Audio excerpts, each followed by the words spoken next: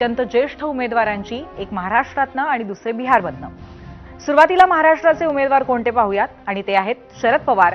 त्यांच्या उमेदवारीवरनं किती गोंधळ झाला हे आपण गेल्या महिन्याभरात पाहिलंच आहे, पण गेल्या 48 तासांमध्ये ज्या घडामोडी घडल्या आहेत त्यामुळे इथला म्हणावा तसा सस्पेन्स संपला होता। कारण एकनाथ शिंदेंनी सांगितलेलं तुम्ही ऐकलंतच की महाविकास आघाडीने जर शरद पवारांऐवजी दुसरा कोणता उमेदवार दिला असता तर शिवसेना त्यांचा दुसरा उमेदवार उतरवणार होती। पण महाविकास आघाडीने एकमताने शरद पवारांना पाठिंबा दिला।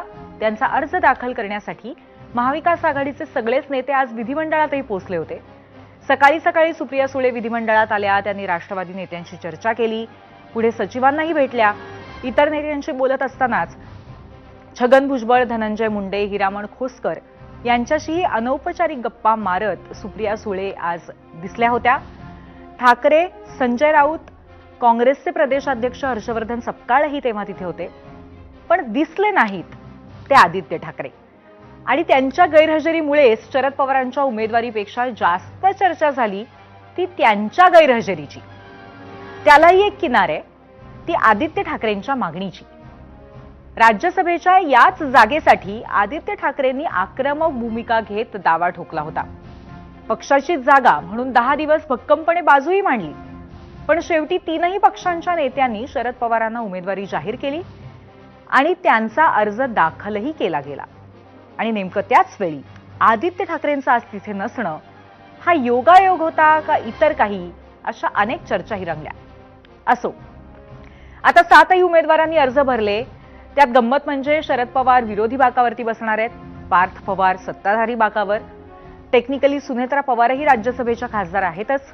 जर त्यांनी संसदेच्या अधिवेशनात भाग घेतला तर राज्यसभेमध्ये 3 पवार आणि लोकसभेत सुप्रिया सुळे असे भारताच्या संसदेमध्ये 4 पवार असतील। असो, आज जेव्हा शरद पवारांचा अर्ज दाखल केला गेला त्यानंतर सुप्रिया सुळेंनी महाविकास आघाडीच्या नेत्यांचे आभार मानले आणि पार्थ पवारांना एक सल्लाही दिला। 6 दशकाची प्रेमाची नाती आहेत आणि त्यांना सगळ्यांनाच आनंद झाला की आदरणीय पवार साहेब राज्यसभा लढतायत।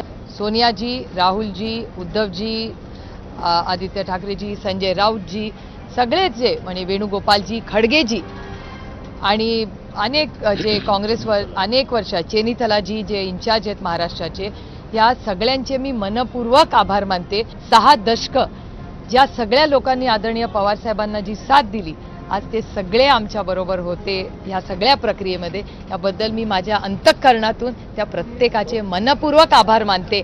एक गोष्ट आदरणीय पवार साहेबांनी जी मला सांगितली ती मी प्रत्येक राज्यसभेवर गेलेल्या किंवा निवडून आलेल्या व्यक्तीला सांगत असते की लोकसभा आणि राज्यसभा कान उघडे ठेवायचे आणि कमी बोलायचं। जेव्हा वेळ येईल, बोलायची संधी मिळेल तेव्हा अभ्यासपूर्णच बोलायचं, कारण का तिथला प्रत्येक व्यक्ती जो बसलाय तो आपल्यापेक्षा जास्त जाणतो आणि देश आपल्याकडे बघत असतो। जो सल्ला माझ्या वडिलांनी मला दिला तो मी एक आत्या म्हणून, एक बहीण म्हणून, एक सहकारी म्हणून जर विचारलं तर प्रत्येकाला मी देते। आणि आता जाऊयात बिहारमध्ये।